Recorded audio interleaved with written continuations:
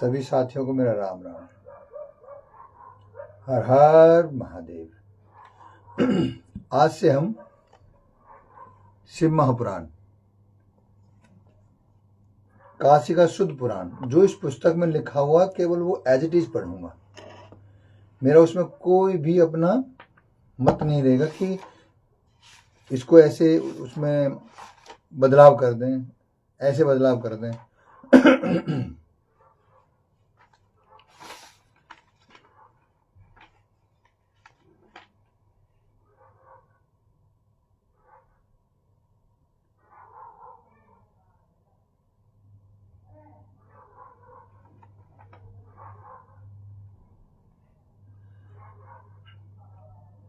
इसकी शुरुआत करता हूं मैं दारिद्र्य दहन स्तोत्रम से। इसका आप ऑनलाइन भी सर्च कर सकते हो कि इससे क्या फायदा हो सकता है। विश्वेश्वराय नरकार्णवतारणाय कर्णामृताय शशि शेखर धारणाय कर्पूर कांति धवलाय जटाधराय दारिद्र्य दुख दहनाय नमः शिवाय। गौरी प्रियाय रजनीश कलाधराय कलांतकाय भुजगाधि पंकनाय गंगाधराय गजराज विमर्दनाय दारिद्र्य दुख दहनाय नमः शिवाय। भक्त प्रियाय भवरोग भयापयाय उग्राय दुर्भव सागर तारनाय ज्योतिर्मयाय गुण नाम सुनुतुकाय दारिद्र्याय दुख दहनाय नमः शिवाय। चर्मांबराय सभस्म विलोपनाय भालेक्षणाय मणिकुंड पंडिताय मंजीर पाद युगलाय जटाधराय दारिद्र्य दुख दहनाय नमः शिवाय। पंचनाय फणिराज विभूषणाय हिमांशुकाय भुवंत्रिय मंडिताय आनंद भूमि वरदाय तमोमयाय दारिद्र्य दुख दहनाय नमः शिवाय। भानुप्रियाय भवसागर तारनाय कालांतकाय कमलासन पूजिताय नेत्रियाय शुभ लक्षण लक्षिताय दारिद्र्य दुख दहनाय नमः शिवाय। राम प्रियाय रघुनाथ वर प्रदाय नाग प्रियाय नरकार्णवतारणाय पुण्येषु पुण्य भरिताय सुरार्चिताय दारिद्र्य दुख दहनाय नमः शिवाय। मुक्तेश्वराय फलदाय गणेश्वराय गीत प्रियाय वृषभेश्वर वाहनाय मातंग चर्मवसनाय महेश्वराय दारिद्र्य दुख दहनाय नमः शिवाय। वशिष्ठेन कृतं स्तोत्रम सर्वरोग विना रोग निवारणम सर्व संपत्करम नित्यम पुत्र पौत्रादि वर्धनम त्रिसंध्यम ये पठे नित्यम से ही स्वर्ग वाप्नुयात् पूजा काले पठे नित्यम लक्ष्मी वस्ते सर्वदा। ओम नमः शिवाय। हर हर महादेव। मैंने इसको जब गूगल पे सर्च किया, दारिद्र दहन स्तोत्रम, जो दरिद्रता है हमारी वो इससे खत्म हो जाती है। और उसमें जब मैंने इसको पढ़ा तो आप लोगों ने सुना भी होगा, इसको समझना भी, हिंदी का इसका शब्दार्थ करके देखना ऑनलाइन से। मैं अपनी तरफ से आपको कुछ ऐसा नहीं कहूंगा कि इसमें इस तरह का बदलाव कर लो।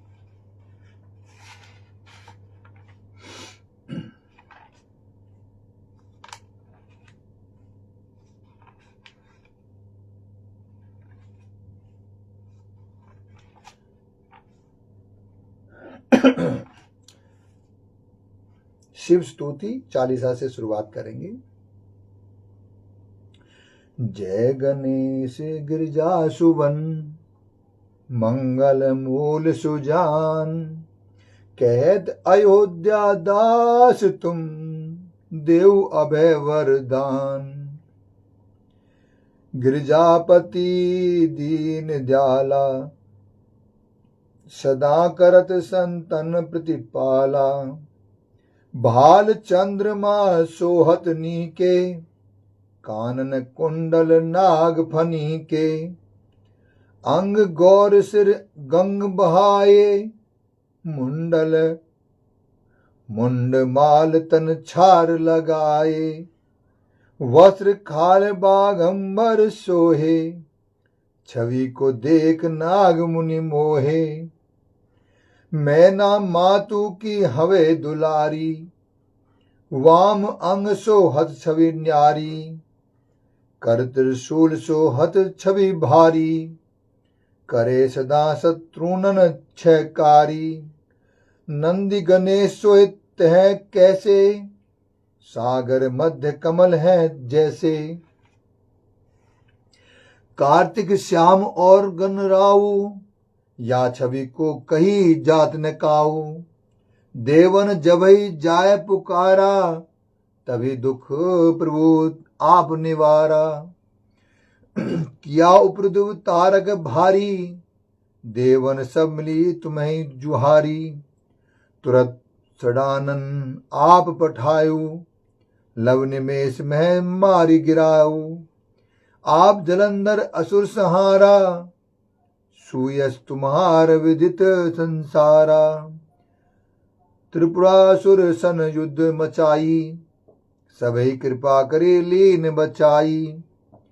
किया तपहि भगीरथ भारी पूरे प्रतिज्ञा तासु पुरारी। दानिन मह तुम सम को नाही सेवक स्तुति करत सदाही। वेद नाम महिमा तब गाई अखत अनादि भेद नहीं पाई। प्रगटी दधी मंथन में ज्वाला जरे सुरासुर भये बिहाला।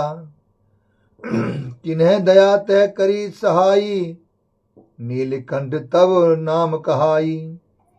पूजन रामचंद्र जब कीना जीत के अंग लंक विभीषण दीना।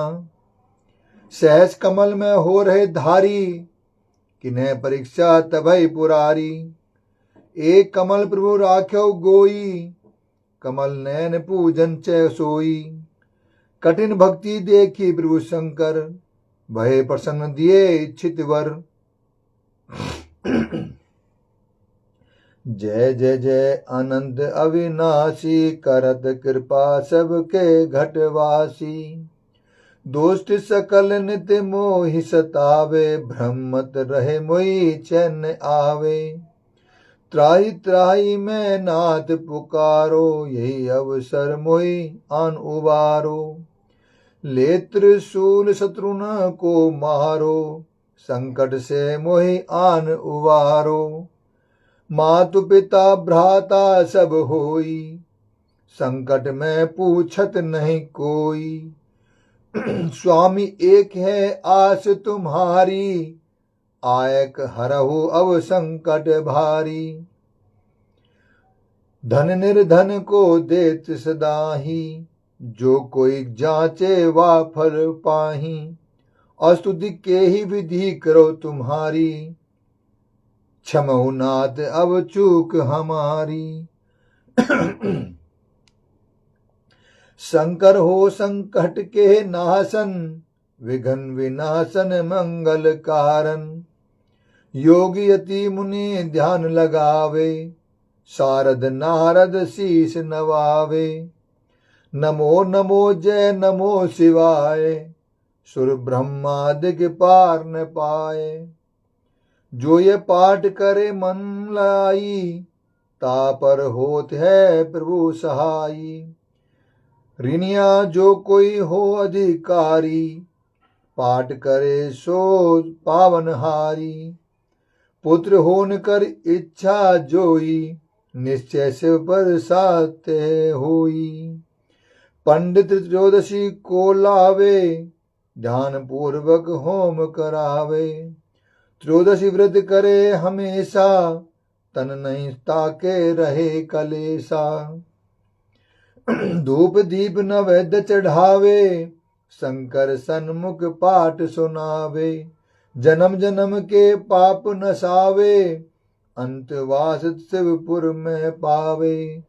कहे अयोध्या दास तुम्हारी, जानी सकल दुख हरहु हमारी। नित्य नेम करे प्रताई, पाठ करे 40। तुम मेरी मन कामना, पूर्ण करहो जगदीश। मगसर छठी है मंत्र तू, संवत 64 आन। और स्तुति 40 शिवई, पूर्ण कीन कल्याण। बोलो राम राम, हर हर महादेव। शिव स्तुति। श्री गिरिजापति वंदी कर, चरण मध्य सिर नाय। कहते अयोध्या दास तुम, मोह पर हो सहाय। नंदी की सवारी, नाग अंगकारी धारी नित। संत सुकारी, नीलकंठ त्रिपुरारी है। गले मुंड माला भारी, सिर सोहे जटाधारी। वाम अंग में बिहारी, गिरिजा सुतवारी है। दान देग भारी शेष, शारदा पुकारी। काशीपति मदन मदनारी, कर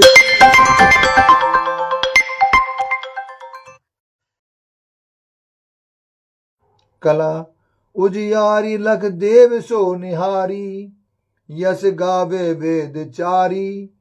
सो हमारी रखवारी है, शंभु बैठे हैं विशाला। हो रहे निहाला, पीवे भंग का प्याला। अहि अंग पे चढ़ाए हैं, गले सो मुंड माला। कर डमरू विशाला, अरु ओढ़े मृग छाला। भस्म अंग में लगाए है, संग सुर भी सुतशाला। करे भक्त प्रतिपाला, मृत्यु हरे अकाला। सी जटा को बढ़ाए है,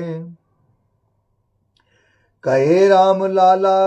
करो मोहि तुम निहाला, गिरिजापति आला। कैसे काम को जलाए है, मारा है जलंधर और त्रिपुर को सहारा। जिन जारा है काम जाके, शीश गंग धारा। धारा है अपारा जासु, महिमा है 3 लोक। भाल सोहे चंद्र जाके, सुषमा की सारा है। सारा है बात सब खाया, हलाहल जानी। भक्त के आधार जाही, वेदन उचारा है। चारों है भाग जाके, द्वार है गिरीश कन्या। कहत अयोध्या सोई मालिक हमारा है। अष्ट गुरु जाना जाके, मुख वेद बानी। भवन में भवानी, सुख संपत्ति लहा करे। मुंडन के माल जाके, चंद्रमा ललाट सोहे। दासन के दास जाके, दारीद दहा करे। चारों द्वार बंदी जाके, द्वारपाल नंदी। कहत कवि आनंदी, नाहक नरहा करे। जगत रिसाए, यमराज को कहाँ बसाए। शंकर सहाय तो भयंकर कहाँ करे। गौर शरीर में गौरी विराजत, मोर जटा सिर सोहत जाके। नागन को उपवीत लसे ये, अयोध्या कहे शशि भाल में बाके। दान करे पल में फल चारी, औटारत अंक लिखे विद नाके।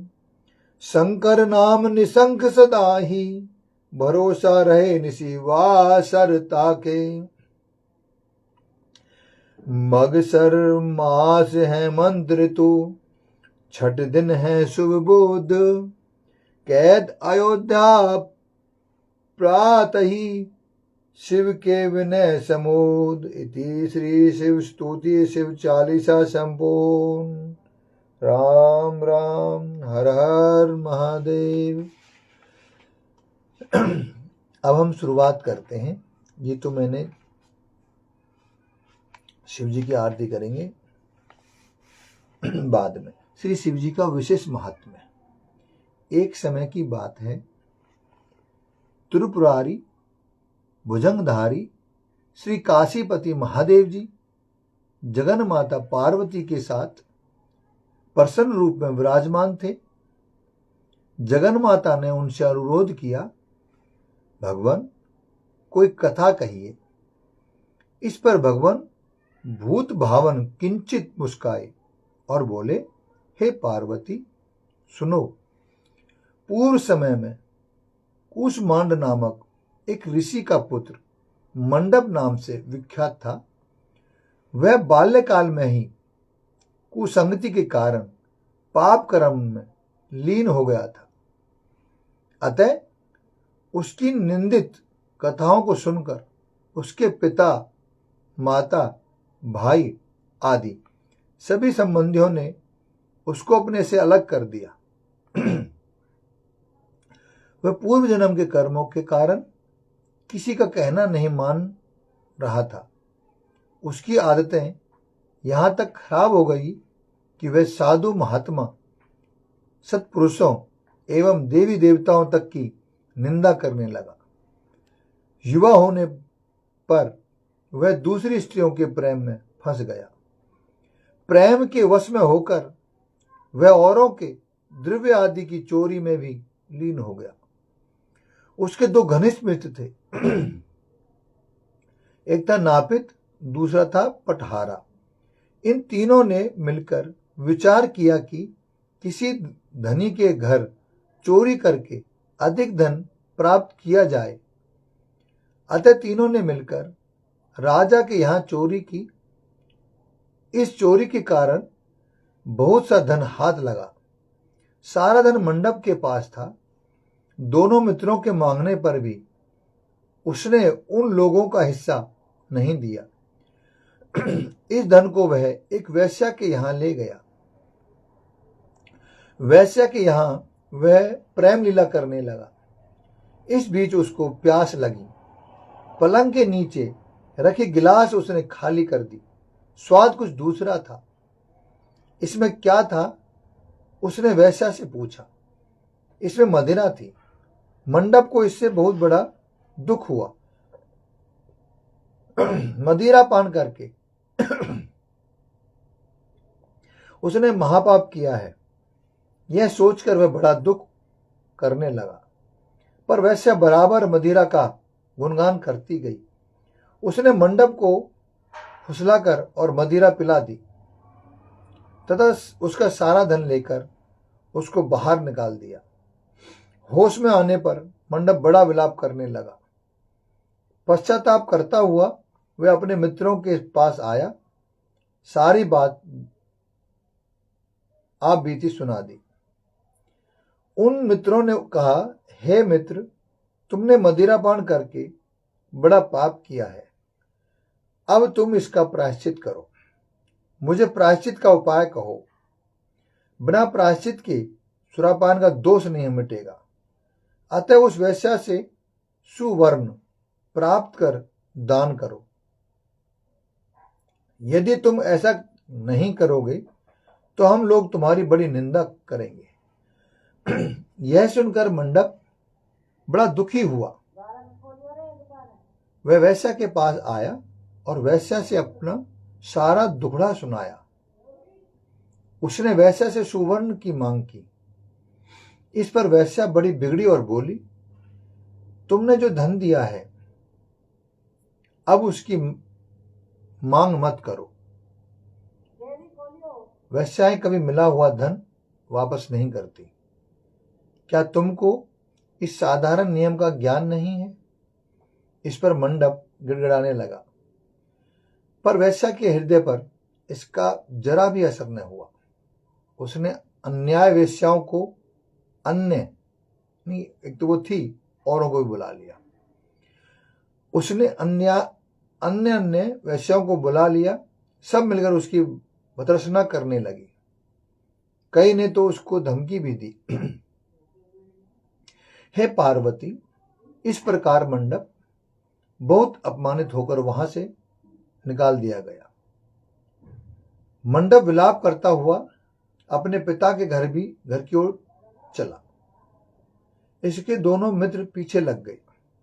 जब मंडप पिता के सामने आया तो दोनों मित्रों ने उसका हाथ पकड़ लिया। बोले, मंडप, हम लोगों ने मिलकर राजा के यहां चोरी की है, पर तुमने हम लोगों का अंश नहीं दिया है। तुम हम लोगों का अंश दो। यह बात सुनकर कुष्मांड मुनि बहुत दुखी हुए और बोले, इस अधम से तुम लोगों की मैत्री कैसे हो गई?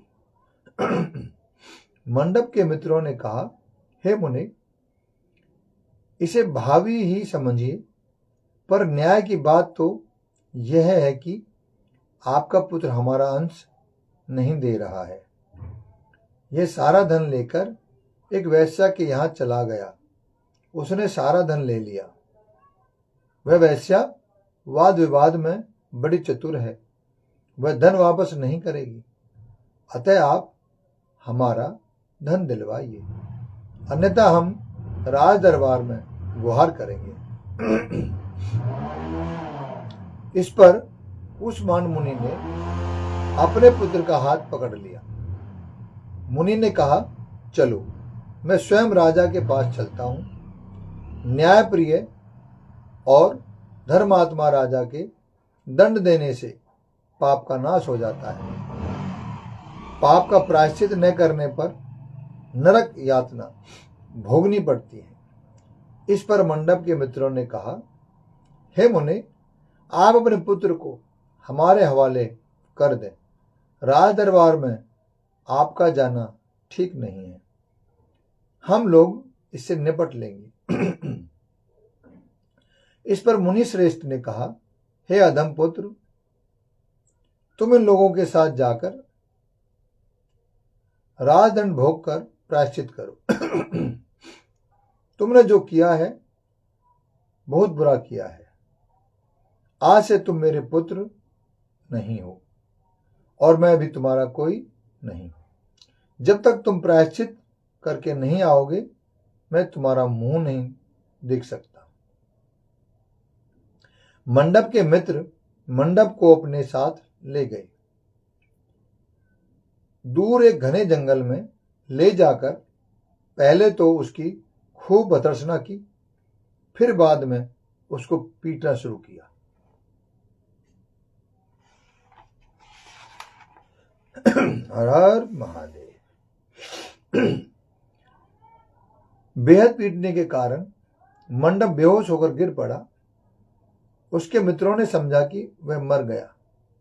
अतः उसको मरा हुआ जानकर उसके मित्रगण उसे वहीं छोड़कर चले गए।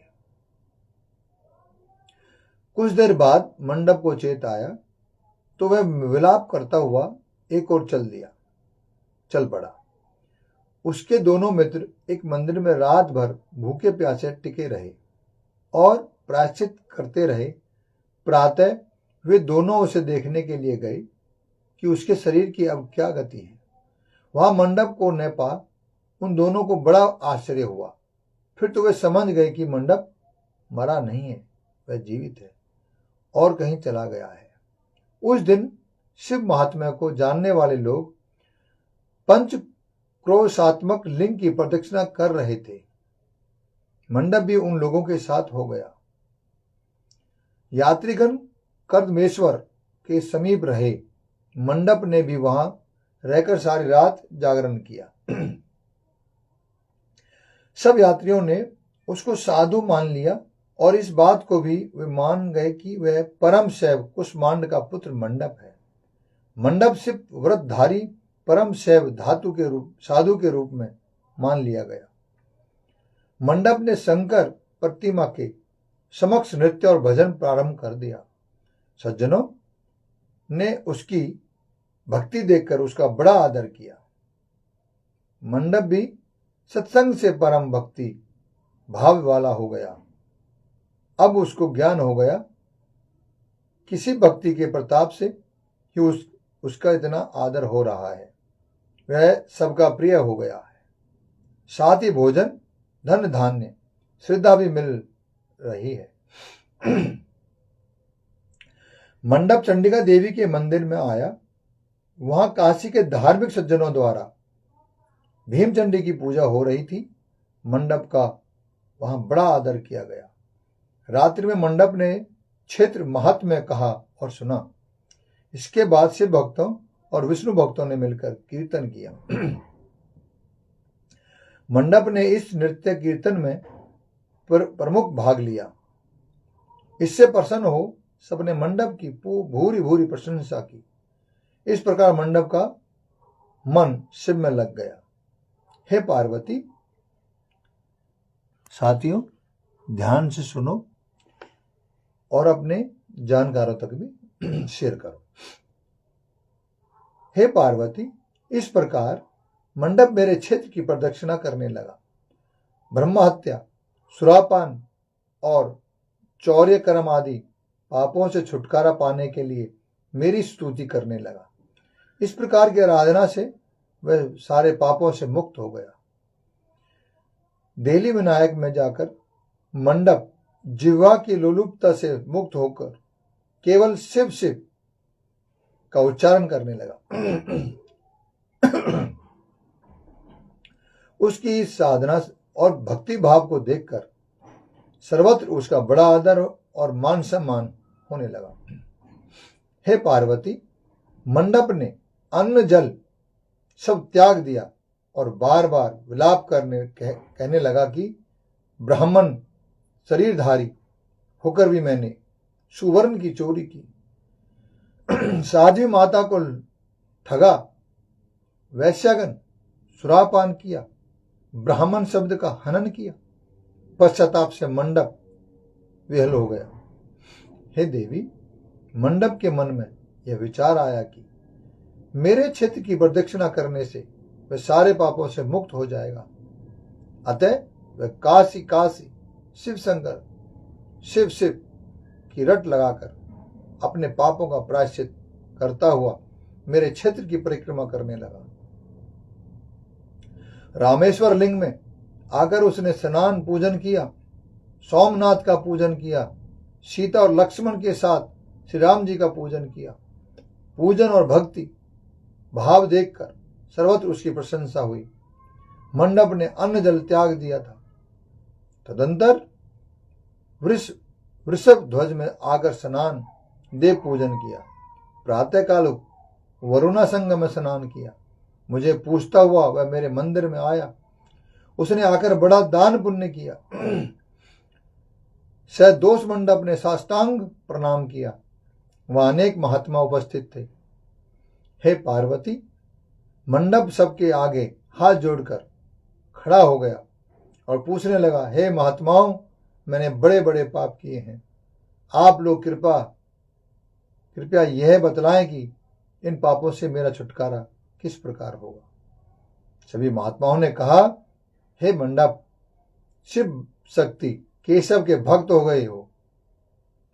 पंच क्रोशात्मक लिंग प्रदक्षिणा से और शिव कीर्तन से तुम्हारे सारे पाप नष्ट हो गए हैं। इस प्रकार सुन मंडप ने कहा, हे सदस्य गणों, पिताजी ने तो मुझको घर से निकाल दिया है। अब मैं अपने घर कैसे जाऊं? और हे मुनिश्रेष्ठों, पिता को कैसे अपना मुंह दिखलाऊं? इस पर सब ने कहा, अब तुम्हारे सारे पापों का प्रायश्चित हो गया है, तुम सहर्ष घर जा सकते हो। हे पार्वती, इस प्रकार मंडप अपने पिता के घर के सामने आया और शिव शिव शंभो शंभो महादेव महादेव का उच्चारण करने लगा। स्वर सुनकर कूष्मान मुनि ने अपनी पत्नी से कहा, हे प्रिय, देखो तो कौन द्वार पर शिव का उच्चारण करता हुआ हमें परम सुख दे रहा है। शिव नाम की अमृत वर्षा कौन कर रहा है? मुनि पत्नी ने द्वार पर अपने पुत्र को देखा। हे पुत्र, तुम्हारा आना कैसे हुआ? मंडप ने कहा, हे माता, आपको और पिताजी को महात्मागण बुला रहे हैं। यह सुनकर मंडप की माता अपने पति के पास आई और उनसे सारा वृतांत कहा। हर हर महादेव। हे पूज्यवर, आपका पुत्र शिव का नाम रटता हुआ द्वार पर उपस्थित है। उसका कहना है कि प्रायश्चित करके वह पवित्र हो गया है। सदस्यगण आपको बुला रहे हैं, वे प्रायश्चित का प्रमाण देंगे। कुष्मांड मुनि दरवाजे पर आए। उन्होंने रुद्राक्षधारी शिव भक्त मंडप को देखा। तुम क्यों आए हो? थोड़े से प्रायश्चित से बड़े पाप का नाश नहीं होता है। मंडप ने कहा, हे पिताजी, इसमें कोई संदेह नहीं कि मैंने बड़े पाप किए हैं। इतना होने पर भी महात्मागण आपको बुला रहे हैं। मुनि अपनी पत्नी के साथ महात्माओं के पास आए। महात्माओं ने एक स्वर में से कहा, हे मुनिवर, आपका पुत्र समस्त पापों से मुक्त हो गया है। कुष्मांड ऋषि ने पूछा, हे मुनि श्रेष्ठ, किस आधार पर आपकी दृष्टि में मेरा पुत्र पाप मुक्त हो गया? इसने तो बड़े बड़े पाप किए हैं। महात्माओं ने कहा, हे मुने, इस मुक्ति मंडप के स्वामी श्री भगवान विष्णु हैं, वही उसका उत्तर देंगे। महात्माओं ने विष्णु भगवान की स्तुति की। इस पर आकाशवाणी हुई, हे स्तुति करने वाले महात्माओं, यह महापापी मंडप को कुष्मांड मुनि का पुत्र है। अब अपने पापों से मुक्त हो शुद्ध हो गया है। यह साधु संतों के साथ शिव शंकर के क्षेत्र की परिक्रमा कर चुका है।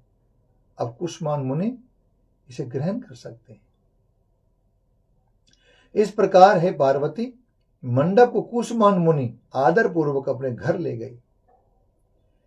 इस कथा को सुनकर माता पार्वती परम प्रसन्न हुई। बोली, प्रभु, आपने ये महत्वपूर्ण कथा कही। इससे कलयुग में प्राणियों का बड़ा भला होगा। कृपया कर इस पर कुछ और प्रकाश डालें। इस पर शिवजी बोले, हे पार्वती, अब तुम भैरव जी की कथा सुनो। इस पर भैरव जी प्रकट हुए और बोले, त्रेता युग में समदर्शी सांडिल्य नाम का एक ब्राह्मण था। वह महापंडित था। उसकी पुत्री का नाम विशालाक्षी था। वह अति सुंदरी थी। बाल्यकाल में ही उसके पिता ने उसका विवाह कर दिया। विवाह के बाद भी वह अपने पिता के घर पर रहती थी। वह युवा हो गई। युवावस्था होने पर भी उसका पति नहीं आया। अतः सांडिल्य ब्राह्मण की कन्या पापरता हो गई। इस कन्या ने काशी में बड़े पाप किए। सुंदरी होने के कारण दूर दूर के युवक उसके पास आने लगे। वह बड़ी पापनी हो गई। एक समय मार्गशीर्ष मास में बड़े बड़े पापों को नष्ट करने वाली पंचक्रोशी यात्रा के मार्गियों को देखकर वह विचारने लगी कि इन लोगों को पापरत किया जाए। उस रात यात्रीगण दुर्गा कुंड पर रुके थे। विशालाक्षी धन के लोभ से वहां गई। वहां भजन कीर्तन का स्वांग रचाया। यात्री उसका भक्ति भाव देखकर कर प्रसन्न हुए और उसे वैष्णवी समझ बड़ा दान पुण्य किए। इस लोभ के कारण वैश्या विशालाक्षी यात्रियों के साथ हो गई। कर्दमेश्वर, दहलीस, रामेश्वर में उसने निवास किया और वरुणा संगम में स्नान किया। यात्रियों द्वारा उसने काशी महात्म्य की कथा भी श्रवण की। इस सत्संग समागम से विशालाक्षी की आंखें खुल गई। उसने अपने पर बड़ा पश्चाताप किया। यात्रियों का सारा धन उसने लौटा दिया और पाप से अलग होने का निर्णय कर लिया। उसने महात्माओं से पूछा, हे देवताओं, मैं बड़ी पापनी हूं, कृपया मेरी मुक्ति का उपाय कहिए। इस पर महात्माओं ने कहा, देवी, तुम धन्य हो। तुमको पापों से भय नहीं करना चाहिए। तुमने काशी क्षेत्र की प्रदक्षिणा की है। अब तुम हमारे साथ प्रदक्षिणा जारी रखो। विशालाक्षी ने उपयुक्त वचनों पर विश्वास किया। वह महात्माओं के साथ हो गई। 5वें दिन सभी यात्री ऋषभखंड में रहे। वह भी उन्हीं के साथ रही। सभी ने वरुणासंगम में स्नान किया और आदि केशव का पूजन किया। विशालाक्षी मुक्ति मंडप में आई। उसने बड़े भक्ति भाव से शिव शंकर की पूजा की। इस प्रकार विशालाक्षी सभी पापों से मुक्त हो गई। उसके पिता सांडिल्य ने बड़े आदर के साथ उसे अपने घर में स्थान दिया। वह इस प्रकार पवित्र हो गई। भैरव जी बोले, हे पार्वती, यह काशी क्षेत्र का महात्म्य है। इसे पढ़ने, सुनने, सुनाने से सबका कल्याण होता है। सभी भाइयों को मेरा राम राम। हर हर महादेव। आज का यहीं तक का हमारा विराम रहेगा। कल 9 बजे फिर हम आपके बीच में श्री शिव महापुराण की कथा कहेंगे। जो इस पुस्तक में लिखा है मैं वो ही पढ़ूंगा आपके सामने। अपनी तरफ से कोई भी हस्तक्षेप नहीं करूंगा।